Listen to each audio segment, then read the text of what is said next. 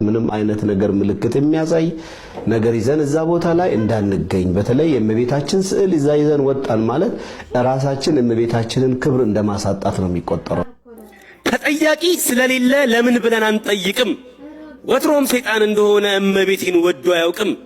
የክህነት ካባ ለብሶ ጢሙን ፈትሎ አንዠርግጎ ኦርቶዶክስን ለማንበርከክ እንደ መሽገር ተሰግስጎ አባት ብለን ስንጠራው የአባት ወግ ያላሳየን ነጋ ጠባ የሚተጋ ከመቤቴ ሊለያየን እየተሾመብን የጳጳሰ ሰይጣን የተዋሕዶ ልጆች በጎ አባት ስላጣን አንተ አባት ሁነን ፈጣሪ ባክህን ክርስቶስ ነህና እውነተኛ ካህን።